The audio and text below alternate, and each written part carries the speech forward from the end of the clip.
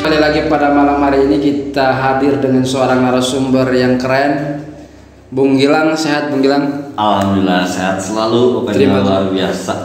Terima kasih sudah mampir di studio sahabat tersayang dan amigo tentunya. Ayo.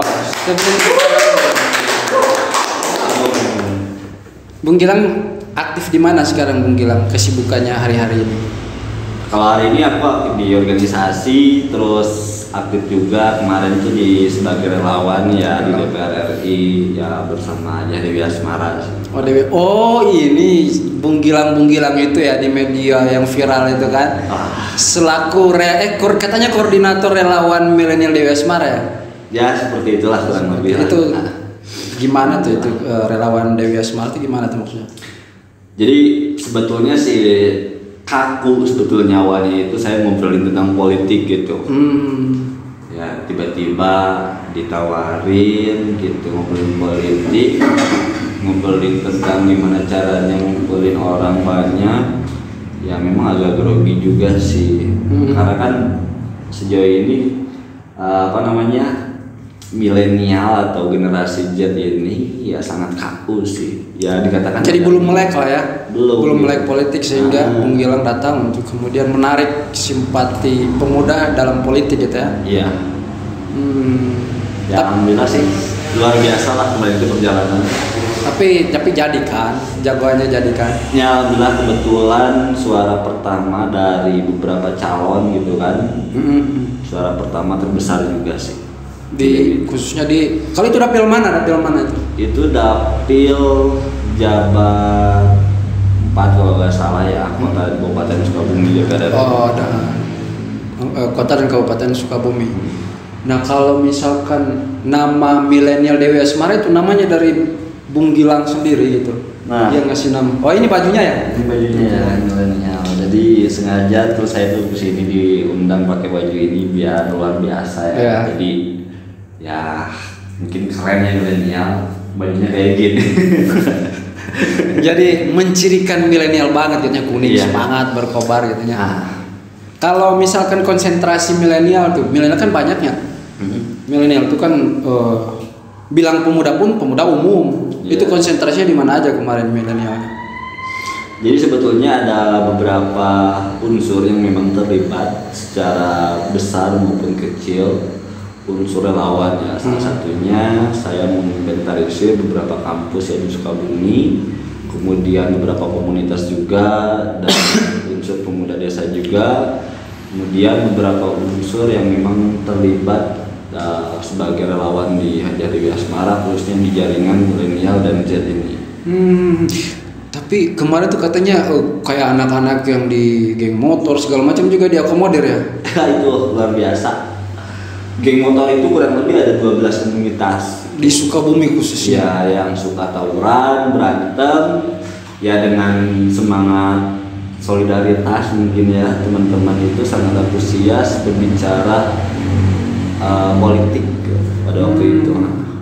Cuman kan gini, kalau ya ini setahu saya sih, bahwa citra ketika kita mendekati seluruh elemen ya, terutama misalkan kayak geng motor gitu kan, pendekatannya khusus beda dong, nggak sama dong. Makanya waktu awal itu mungkin agak serem juga ya, karena yang diinventarisir itu geng motor yang suka tawuran, yang ngebacok itu di pinggiran jalan gitu, itu serem. Jadi perlu ada pendekatan khusus mungkin ya sama teman-teman itu, tidak hanya langsung ayo kita pilih nih jagoan saya gitu, nggak bisa seperti itu. Iya, agak sulit lah. Maksud kok bisa kepikiran ke sana gitu maksudnya tuh? Karena ada dua versi berbicara tentang basis gitu kan. Ada basis relawan itu yang diciptakan, kemudian ada basis relawan yang memang murni secara organik. Jadi organisasi ataupun komunitas yang ada itu diinventarisir untuk sama-sama mendukung dan peduli akan politik. Beda ketika membuat relawan yang baru. Itu butuh waktu lama, butuh pengorganisasian yang lama. Beda kalau misalkan yang anak-anak komunitas motor ini sangat luar biasa solidaritasnya. Intinya teman-teman motor ini sangat antusias ketika berbicara aspirasi yang memang belum terjawab oleh pemerintah. Kemudian pengen adanya sirkuit, pengen adanya kekompakan, kemudian perdamaian dan sebagainya. Ini sangat perlu diperhatikan oleh kita bersama gitu. Intinya mereka juga kan ingin menuangkan sesuatu gitu kan, kreativitas, hanya saja belum difasilitasi, sehingga inspirasinya ditampung lah mungkin ya oleh Bung Gilang gitu ya. Wah, sangat luar biasa sekali. Kalau misalkan tentunya mahasiswa juga dong. Kalau mahasiswa itu kurang lebih ada 10 kampus di Sukabumi. Yang inventarisir, ya mulai dari ya kampus sebutin jangan ya. Ya kalau secara individu kan hak orang berpolitik kan secara individu ya. Intinya ada 10 kampus gitu. Ya salah satunya kampus saya gitu kan. Terus kampus teman-teman jaringan lainnya itu sangat kompak juga gitu. Adapun dari kalangan desa ataupun kecamatan yang inventarisir itu sangat luar biasa juga. Berapa kecamatan sih di Sukabumi itu kalau gabung kota kabupaten itu? Kabupaten itu total ada 47 kecamatan, sedangkan kota ada 7 kecamatan. Jadi kalau disatukan berarti sekitar 54 kecamatan. Itu capek nggak sih konsolidasi ke kecamatan-kecamatan itu? Nah justru itu jadi relawan itu ya mungkin rela berkorban ya. Semua tenaga, kemudian pikiran, konsep, inisiasi dan lain sebagainya, ya itu harus dimaksimalkan sedemikian rupa gitu kan. Apapun caranya kita memaksimalkan konstituen itu memang berpihak kepada Hadiah Dewi Asmara. Oke. Berarti pokoknya yang difigurkan adalah Hadiah Dewi Asmara kan begitu. Kalau kemampuan dalam konsolidasi, kemampuan dalam membuat kegiatan secara programatik itu kemampuan secara lahiriah dari dulu memang sudah biasa begitu atau memang punya perjalanan panjang bisa seperti bikin seperti itu. Ya kebetulan kan saya di background di organisasi ya. Jadi mungkin beberapa kegiatan, beberapa event sangat luar biasa. Saya memiliki teks seperti itu. Tapi tidak sama juga ketika memang membuat kegiatan di event politik. Oh beda. Karena pandangan orang, pandangan milenial, pandangan masyarakat itu ketika ngobrolin ini mah pengen suara, pengen ini ABCD lah gitu, itu sangat rumit, butuh perjalanan dan konsolidasi yang begitu masif mungkin ya. Sehingga tapi kalau orang tua gimana, orang tua dukung aja gitu? Ya sejauh ini orang tua luar biasa ya mendukung saya, karena kuncinya tadi sih. Keluarga saya gelisah, saya sendiri gelisah, teman-teman gelisah, kemudian masyarakat Sukabumi gelisah. Kemudian kegelisahan ini saya harap menjadi kegelisahan yang kolektif. Tapi di sisi lain kita bingung, kegelisahan ini perlu dijawab melalui politik ternyata, melalui kebijakan. Maka daripada itu, suka tidak suka ya kita semua harus bisa terjun ke politik untuk menjawab kegelisahan tersebut. Kalau dulu dari SMA memang sudah terbiasa berorganisasi atau? Enggak sih, baru-baru. Baru organisasi. Baru berapa tahun ya? Gitu. Ya kurang lebih 5 tahunan lah. Berarti memang tidak ada basic organisasi dari SMA? Nggak ada kalau SMA. Semua tuh memang natural, didapatkan pas kuliah dan pasca kuliah gitu ya? Nah kayak gitu, natural. Nah kalau di usia yang sekarang, Bung Gilang usia berapa sih? Sekarang aku baru jalan 27 sih. 27. Nah ini kan masih terlalu muda dong. Di dalam dunia politik kan usia 27 masih terlalu muda lah ya. Kenapa sih memilih untuk mau terjun di politik? Ya tadi sebetulnya ya karena mungkin gelisah. Tapi awalnya tuh sangat kaku luar biasa. Jadi berpikir lagi partai apaan sih gitu kan. Terus politik sangat ya mungkin jorok gitu kan, korupsi dan lain sebagainya. Ya ternyata satu kebijakan itu berdampak dengan orang banyak. Oke, relawan milenial Dewi Asmara. Kalau Ibu Haja Dewi Asmara itu kan sudah beberapa periode kan di dari khususnya dari Dapil Sukabumi itu kan. Iya. gitu. Ya kan, coba bisa diceritakan nggak perjalanan politik beliau di Sukabumi itu seperti apa sih? Jadi setahu saya nih ya, tahun 2004 itu saya baru masuk SD. Oke, dari 2004. Dewi udah jadi dewan. Udah jadi dewan. Bayangkan ya perjalanan, berarti tahun 2004 saya baru masuk SD, Bu Dewi sudah jadi dewan, dan sampai sekarang Bu Dewi menjabat itu kan, menjalankan amanah ini sebagai DPR RI. Dihitung-hitung udah 4 periode. Sekarang periode kelima ya, kurang lebih mau 25 tahun. 25 tahun di legislatif. Di legislatif ya, kontribusi buat Sukabumi lah gitu. Berarti memang sudah sangat mengakar ya. Kepercayaan masyarakat terhadap Bu Haja itu sudah sangat mengakar. Ya, alhamdulillah sampai hari ini. Tapi kalau di legislatif itu kan tentunya DPR khususnya bidangnya beda-beda dong komisinya. Itu kalau sekarang Ibu Dewi di komisi berapa tuh? Kalau hari ini Bu Dewi alhamdulillah kemarin resminya dilantik, sekarang beliau terpilih kembali menjadi anggota DPR RI dan terpilih kembali menjadi wakil ketua komisi 11. Wakil ketua? Ya, wakil ketua komisi 11. Nah, alhamdulillah gitu. Ya berkat dukungan daripada teman-teman milenial dan masyarakat di Sukabumi, alhamdulillah. Kalau itu konsentrasi bidang komisi itu lebih ke arah mana kira-kira tuh? Kalau kemarin sih saya tahunya ngobrolin tentang Kemenaker, terus kesehatan. Oh, yang periode lalu? Itu komisi 9 gitu. Yang sekarang fokusnya setahu saya tuh ngobrolin tentang hukum dan HAM, terus apa sih yang namanya terorisme kayak gitu. Menangkan radikalisme ya. Iya, kayak gitu. Jadi lebih ke arah sana. Tentunya Bung Gilang juga bertanggung jawab atas penelitian ya kan, kajian-kajian yang berkaitan dengan itu kan pasti Bung Gilang juga bertanggung jawab kan atas itu kan. Kalau persoalan itu sih saya kurang memahami sebetulnya, tapi kan di sisi lain ya sebagai relawan juga ya saya ingin terus belajar bagaimana memahami legislatif itu seperti apa, apalagi DPR RI ini sangat luar biasa. Jadi di Komisi 13 ini saya memiliki beberapa PR ya, jadi respon mungkinnya mengkaji tentang persoalan ya isu radikalisasi, kemudian isu terorisme, kemudian isu di mana Komisi 13 ini kira-kira seperti apa sih sinkronisasi dengan kebutuhan masyarakat yang ada di Sukabumi. Oke. Kalau harapan sendiri bagaimana tuh kira-kira dengan jadinya lagi Bu Haja Dewi Asmara itu harapan Bung Gilang seperti apa kira-kira?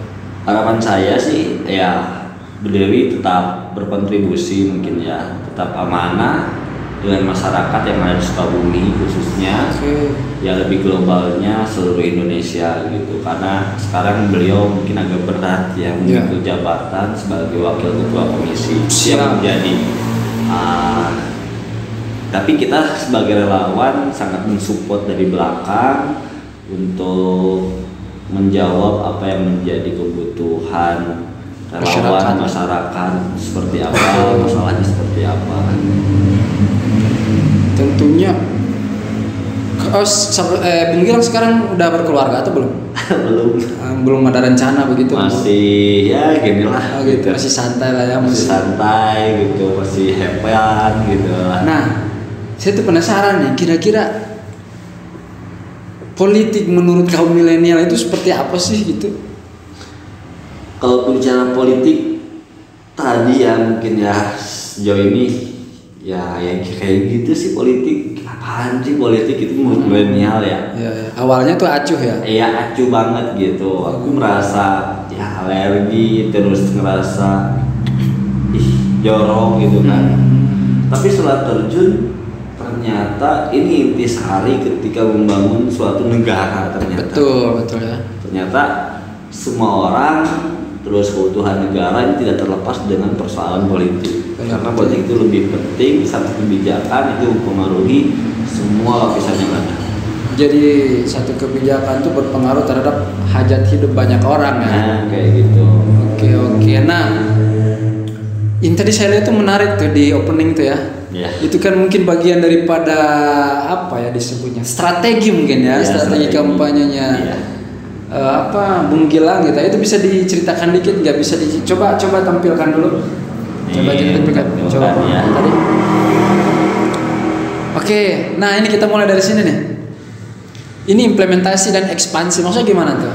Jadi ini kemarin saya membuat suatu kegiatannya bersama teman-teman geng motor. Oke. Di sini ada milenial, kemudian Sabda, ada teman-teman GBR, Monreker, kemudian XTC, Tustru, terus RPM, Freestyle, dan Penering. Ini kurang lebih ada 12 ya komunitas yang memang berkontribusi untuk memenangkan Haja Dewi Asmara. Oke. Gitu.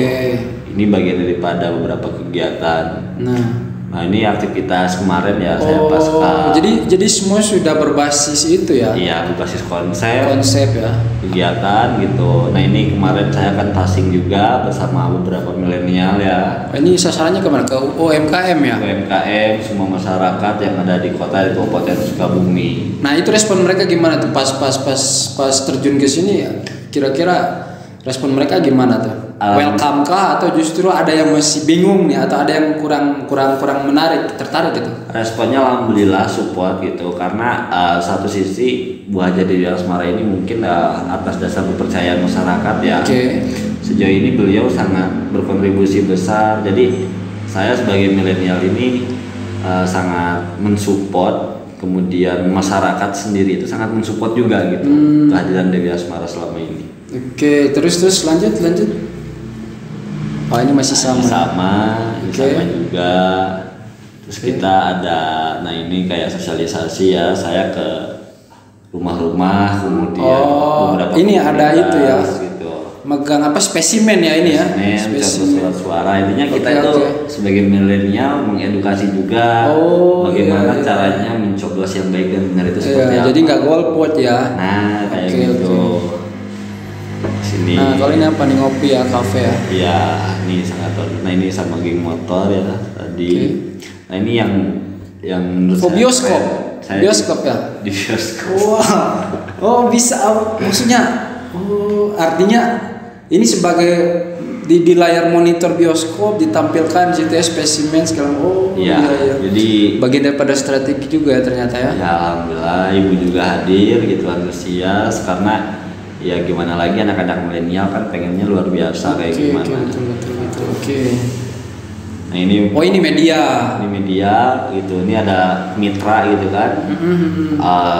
Bekerja sama dengan beberapa media. Terus ada pengolahan TikTok juga. Ini media sosial ya. Banyak lah alhamdulillah.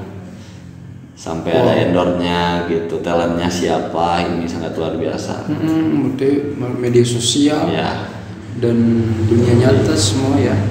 Nah ini apa nih? Masih sama ya media. Oke. Nah kalau yang selain ini mah ini yang di akhir tadi kelewat ya. Ini ada sedikit video mungkin. Oke.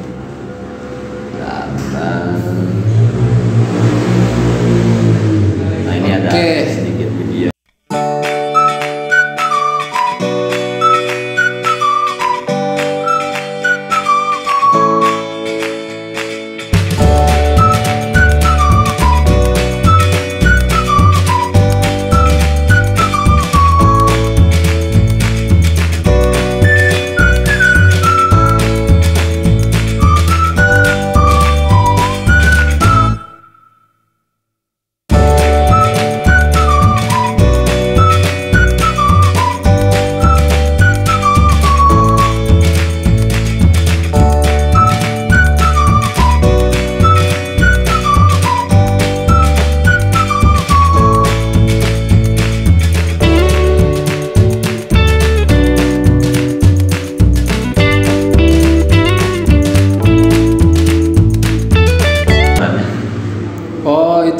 Oke, luar biasa sekali ternyata ya.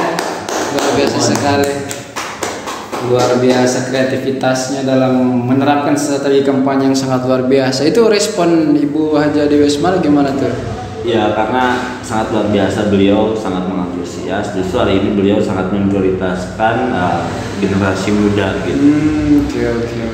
Saya menyimpulkan kenapa beliau sangat mengagumkan generasi muda, karena di sisi lain ya hanyalah pemuda yang bisa menggerakkan semua elemen yang ada gitu. Yang masih semangat untuk membangun negara ini mungkin. Betul, berarti kesadaran bernegara, kesadaran kemajuan bernegara tuh diawali dari para pemuda ya.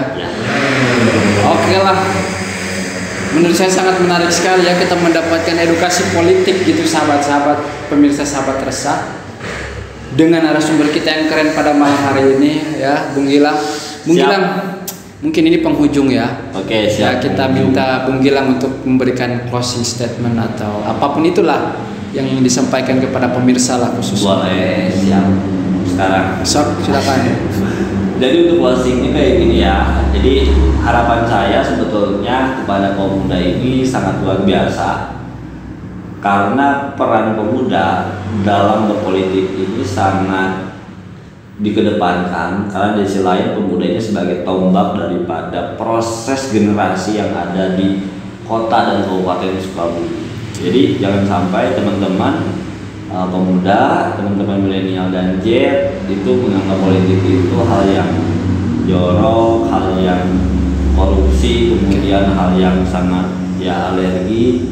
Tapi harapan saya politik itu satu kebijakan itu mempengaruhi keluarga kita.